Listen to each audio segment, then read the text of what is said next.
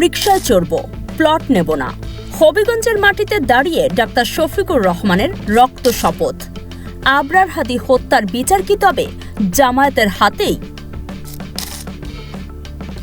হবিগঞ্জের আকাশ বাতাস আজ কাঁপছে এক নতুন গর্জনে। 12 ফেব্রুয়ারি নির্বাচনের মাত্র 5 দিন আগে এই চায়ের দেশে দাঁড়িয়ে জামায়াতে ইসলামীর আমির ডাক্তার শফিকুর রহমান যে ওয়াদা করলেন তা শুনে রীতিমতো থমকে গেছে বাংলাদেশের চিরাচরিত রাজনীতি। মঞ্চের সামনে হাজারো জনতার হাতে প্ল্যাকার্ড, তাতে শহীদ ওসমান হাদির ছবি, আবরার ফাহাদ আর আবু সাইদের রক্তমাখা স্মৃতি। ডাক্তার শফিকুর রহমান যখন মাইকের সামনে দাঁড়ালেন তখন তিনি কোনো সাধারণ রাজনৈতিক ভাষণ দেননি। তিনি যেন এক রক্ত শপথ নিলেন। স্পষ্ট ভাষায় জানিয়ে দিলেন, ক্ষমতায় গেলে এমপি মন্ত্রীদের জন্য বরাদ্দকৃত প্লট তারা নেবেন না, ট্যাক্স ফ্রি গাড়ি তারা কিনবেন না, প্রয়োজনে রিকশায় চড়বেন, পায়ে হাঁটবেন, তবুও জনগণের পকেটের টাকা দিয়ে বিলাসিতা করবেন না। আর সবচেয়ে বড় ঘোষণা, আবরার ফাহাদ থেকে শুরু করে ওসমান হাদি প্রতিটি হত্যার বিচার এই বাংলার মাটিতেই হবে। প্রশ্ন হলো, যে দেশে এমপি মানেই ল্যান্ড ক্রুজার আর আলিশান প্লট, সেখানে জামায়াতের এই সততার চ্যালেঞ্জকে জনগণ বিশ্বাস করবে? আবরার হাদি হত্যার বিচার কি সত্যি জামায়াত করতে পারবে?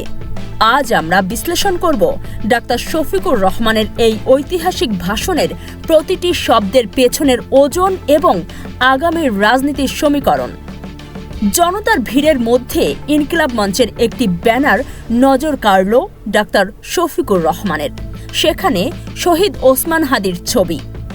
তিনি সেই ছবির দিকে তাকিয়ে আবেগময় কণ্ঠে বললেন, আমি কথা দিচ্ছি, শুধু হাদি নয়, আবরার ফাহাদ, আবু সাইদ সহ যত সহযোদ্ধা জীবন দিয়ে গেছে তাদের প্রত্যেকের বিচার আমরা করব ইনশাআল্লাহ।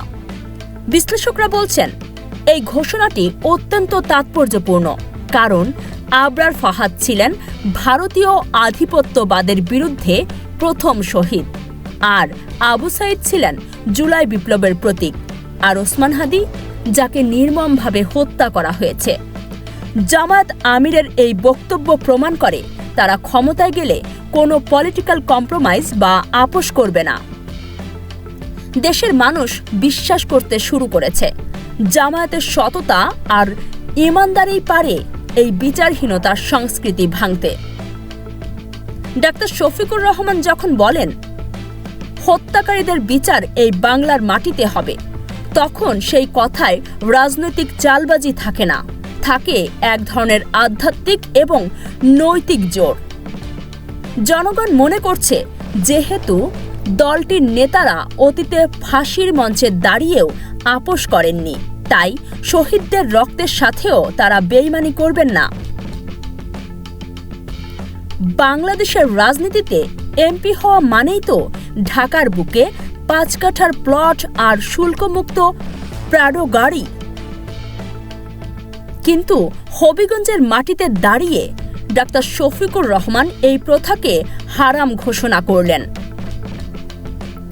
তিনি উদ্বার্থহীন কণ্ঠে বললেন, কোনো প্লট যেটা এমপি মন্ত্রীদের স্বল্প মূল্যে দেওয়া হয় সেটা আমরা নেব না, বিনা ট্যাক্সে গাড়ি কিনব না, তৌফিক থাকলে ট্যাক্স দিয়ে কিনব, না থাকলে রিকশায় চড়ব, তাও না থাকলে পায়ে হাঁটব। ভাবুন একবার, একজন সম্ভাব্য রাষ্ট্রনায়ক বলছেন তিনি পায়ে হাঁটবেন, কিন্তু জনগণের তহবিলের অপব্যবহার করবেন না। এই কথাগুলো কি শুধুই নির্বাচনী বলি, নাকি এটি জামায়াতের দীর্ঘদিনের লালিত বাইতুল মাল বা আমানতদারিতার প্রতিফলন? বিশ্লেষকরা বলছেন, জামায়াতের এমপিরা অতীতেও সততার নজির রেখেছেন, তাদের বিরুদ্ধে হাজার কোটি টাকা পাচার বা দুর্নীতির অভিযোগ নেই। তাই যখন ডাক্তার শফিকুর রহমান বলেন জনগণের সম্পদ বাপদাদার সম্পত্তি নয়, তখন মানুষ সেটা বিশ্বাস করে। এই সিম্পল লিভিং, হাই থিঙ্কিং বা সাদাসিধে জীবনযাপনের প্রতিশ্রুতি এখন তাদের সবচেয়ে বড় ভোট ব্যাংক। হবিগঞ্জ, হাওর বাওর, চা বাগান আর গ্যাস সম্পদে ভরপুর এক জনপদ। অথচ ডাক্তার শফিকুর রহমানের ভাষায় এখানে সৎ মায়ের সন্তানের মতো আচরণ করা হয়েছে যুগ যুগ ধরে। তিনি প্রশ্ন তুললেন, আমরা নাকি সিঙ্গাপুর হয়ে গেলাম? তাহলে হবিগঞ্জের মেডিকেল কলেজে কেন পূর্ণাঙ্গ হাসপাতাল হলো না? কেন নিজস্ব ক্যাম্পাস নেই? এই প্রশ্নটি শুধু হবিগঞ্জের নয়, এটি পুরো বাংলাদেশের বঞ্চিত জনপদের। জামায়াতের ইশতেহার পরিষ্কার, যে এলাকা যত বেশি বঞ্চিত, ক্ষমতায় গেলে সেই এলাকা থেকেই উন্নয়নের কাজ শুরু হবে। ডাক্তার শফিকুর রহমান মনে করিয়ে দিলেন, এই হবিগঞ্জ একসময় সন্ত্রাস কবলিত ছিল। 12 তারিখের নির্বাচনে জনগণকে সিদ্ধান্ত নিতে হবে, তারা কি আবারও সন্ত্রাসীদের হাতে জিম্মি হতে চায়, নাকি ন্যায় ও ইনসাফের পক্ষে রায় দেবে? তিনি বললেন, যারা সন্ত্রাসের বিরুদ্ধে দাঁড়াবে তারা ইনসাফের পক্ষে ভোট দেবে। সবচেয়ে বড় চমক ছিল স্বচ্ছতার প্রশ্নে। ডাক্তার শফিকুর রহমান ঘোষণা দিলেন, শুধু নির্বাচিত প্রতিনিধি নন, তার পরিবারের প্রত্যেক সদস্যের আয়ের হিসাব প্রতি বছর জনগণের সামনে প্রকাশ করতে হবে। বাংলাদেশে এমন কথা এর আগে কোনো দল বলেছে কিনা সন্দেহ। এমপির স্ত্রী বা সন্তানের ব্যাংক অ্যাকাউন্টে কত টাকা ঢুকলো তা জানার অধিকার জনগণের আছে।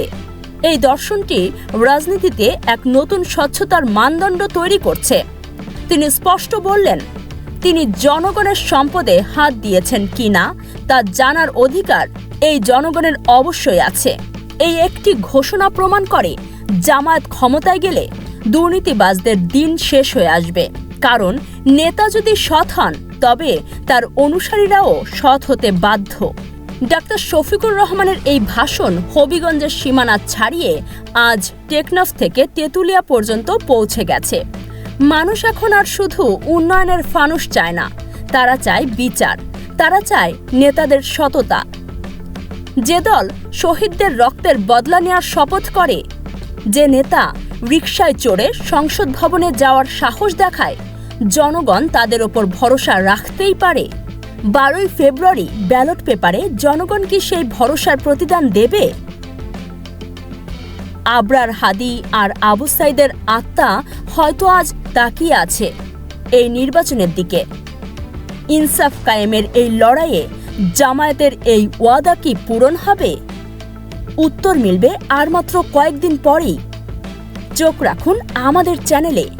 নির্বাচনের প্রতিটি মুহূর্ত এবং জামায়াতের এই ঐতিহাসিক ইশতেহারের বাস্তবায়ন আমরাই তুলে ধরব সবার আগে।